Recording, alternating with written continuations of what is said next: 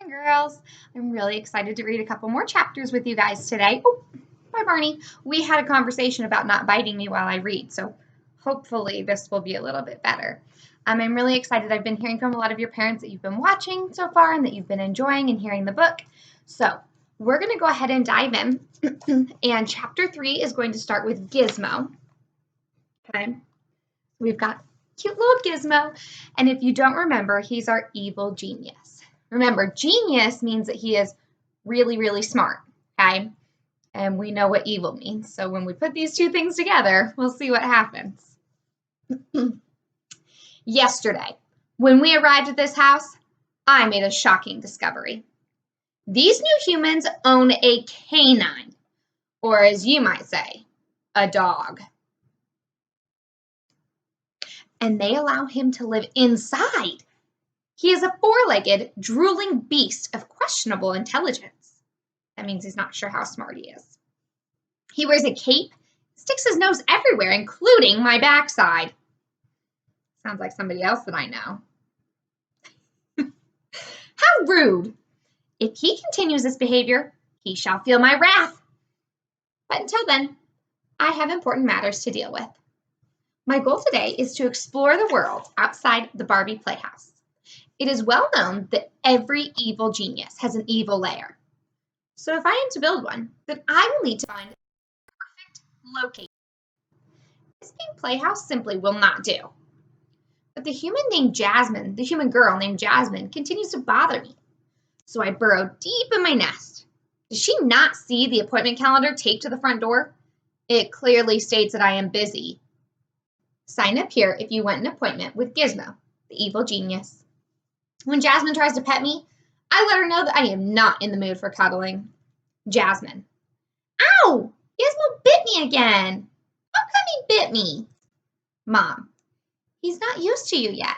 Give him time. Let's go get a bandage. As soon as the humans leave the room, I collect a Polar Expedition rucksack. Another item Barbie left behind. Do you guys know what a rucksack is? If you're not quite sure, it's pretty similar to like a backpack. Okay, so polar. So if you think of like a polar bear somewhere cold, expedition is like a trip, and a rucksack. So this is probably a really sturdy bag to be able to carry stuff and probably keep things warm. I fill the rucksack with necessary survival items, a bottle of water and some carrot sticks. I open the front door of my playhouse, step out, and gaze upon my surroundings. Don't you dare. Don't you dare. The Barbie playhouse is perched atop a bookcase, giving me a sweeping view. Beneath the window is the girl's nest, a jumbled mountain of pillows. I think her nest would be. As a human, what is our nest? A jumbled mountain of blankets and pillows. If you're saying her bed, then you're on it. Yep. So her nest would be her bed. But because he's a guinea pig, he doesn't know that it's called a bed. So for him, it's a nest. Though this room offers many nooks and crannies, it would not be a good location for my evil lair. Too many interruptions. Believe me, that Jasmine is trouble. Earlier, she pulled me from my second morning nap for some kind of strange ritual. Jasmine, would you like a cup of tea? You're just the cutest thing ever. I'm not talking to you, Barney. He's turning and looking at me. I need to explore the rest of this human house. But the exit lies on the opposite end of the room. To reach it, I must cross a landscape littered with plastic building blocks, terrible tasting wax crayons, and a large furry creature with eyes that never blink. Probably a stuffed animal. Though I know how to build a lever and a pulley system that would lower me to the ground, there is no time to waste. Those humans could return at any moment. So here he is at his tea party. And there's Jasmine. How fun. And then on the following page, they're showing him on top of the bookcase, trying to figure out how he can get down quickly. And yep, there's his rucksack like a backpack.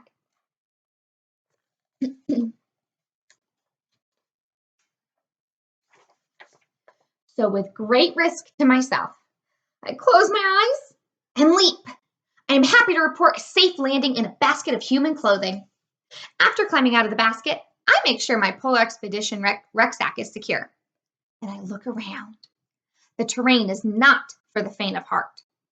I make my way through a maze of limbs and frozen faces. I'm almost crushed by a tower of blocks and nearly overcome by a smelly sock. It is a circular item. Fortunately, I find a treat along the way. It is a circular item known as a Cheerio and is quite crunchy. I decide to take a short break to refuel. Then I find a freeze ray gun and some clever disguises. I stuff these items into my rucksack. Alas, to my dismay, my ears catch the sound of footsteps. The human girl child is returning.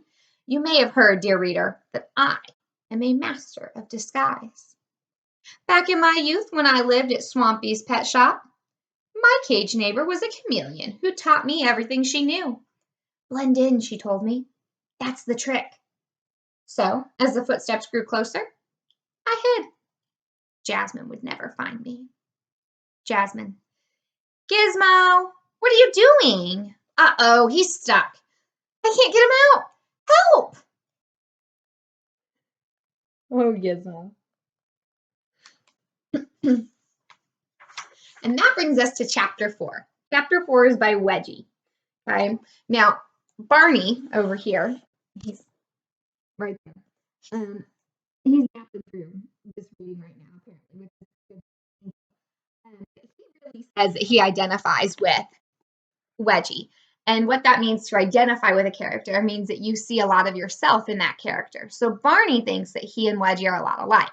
If you remember back to yesterday's reading, something that Wedgie was talking about a lot was that he is the protector of his pack.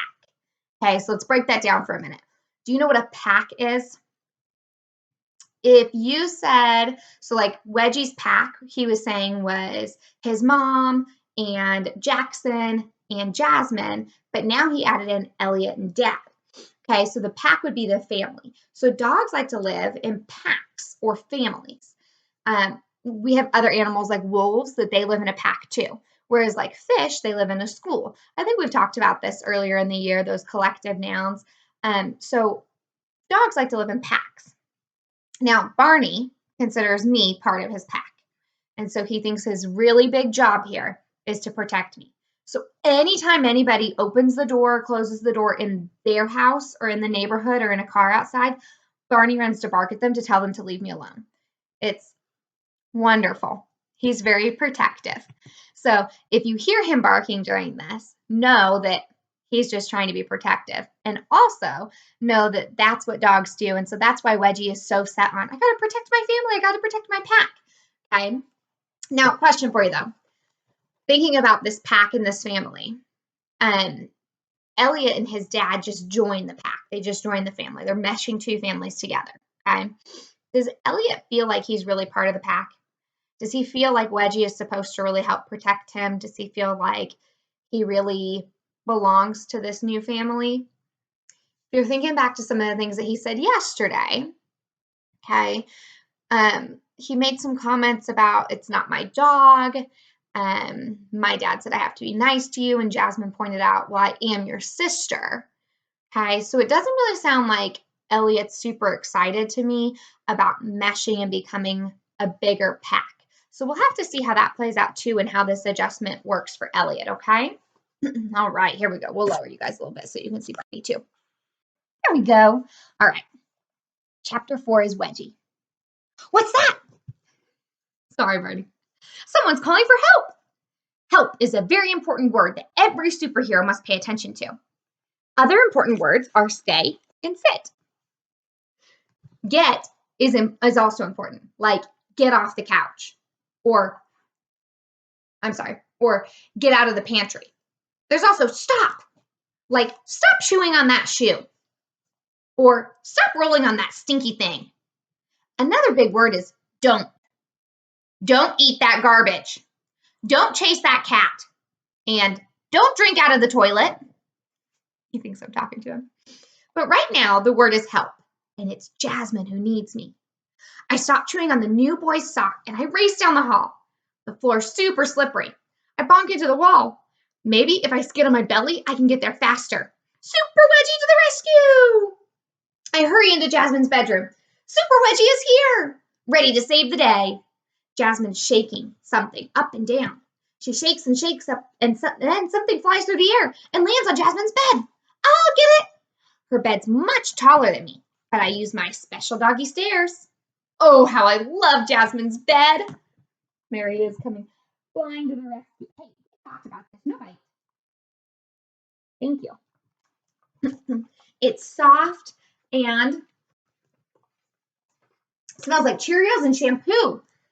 I find one Cheerio, then another Cheerio. She's left them for me. She's so nice. I crawl through the blanket sniffing for more Cheerios. Then I find something else. It's furry and it's grunting. Why, it's the furry potato! What are you doing in Jasmine's bed, furry potato? You aren't supposed to be here. Did you fall out of your house? That's not very smart. I sniff all over. He sure makes some funny noises. He must love me as much as I love him. Using my nose, I push him across the bed. Jasmine, look what I found! Jasmine, there you are, you silly little guinea pig. I'd better put you back where you belong. Thanks for finding him, Wedgie. I jump off the bed and watch while Jasmine puts the furry potato in his house. Then she scratches behind my ear and my other ear. That feels good. She scratches my rump. I love it when she scratches my rump. I'm a very happy dog. So here's Jasmine shaking poor Gizmo out of there.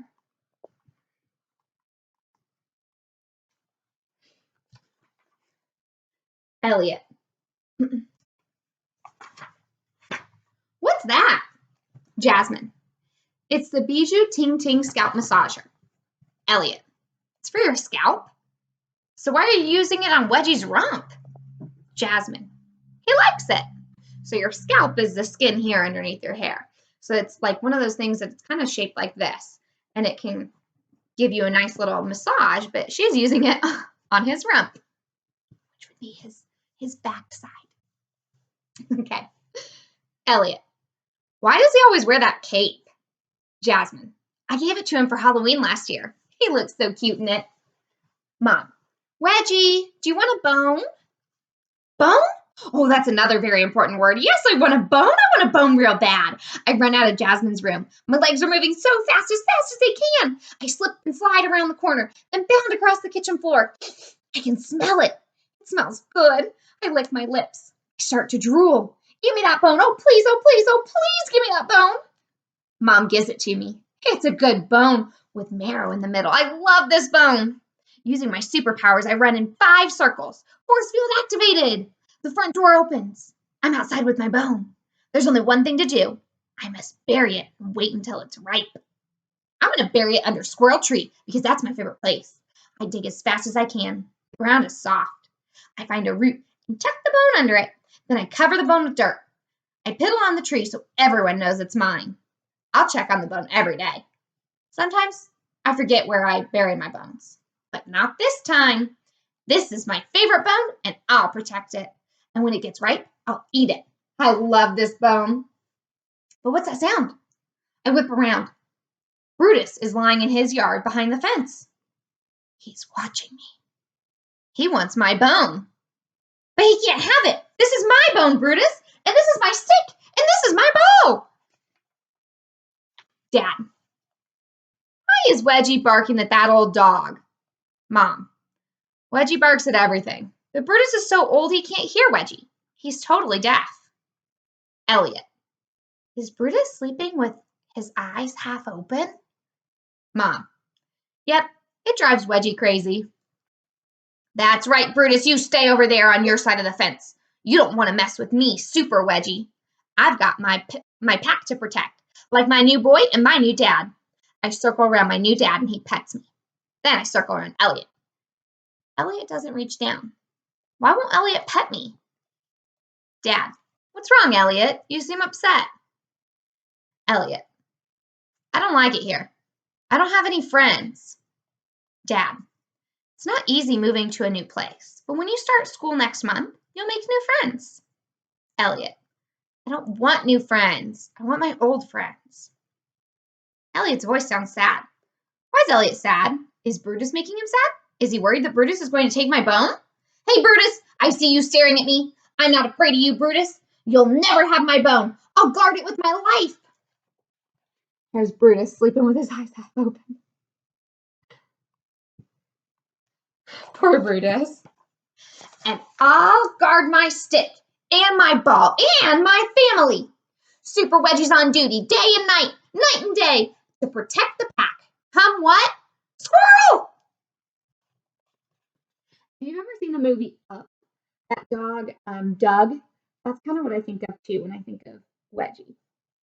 So there he is, being so brave. Squirrel! All right. I will tackle chapters 5 and 6 with you guys tomorrow. Chapter 5 starts off with Gizmo again. I hope you're all enjoying this extended break. If you're not, and if you're already at home bored and not sure what to do with your time, I have a few extra ideas for you. Since I am recording and reading to you guys, it would be really, really fun because I miss having you guys read to me.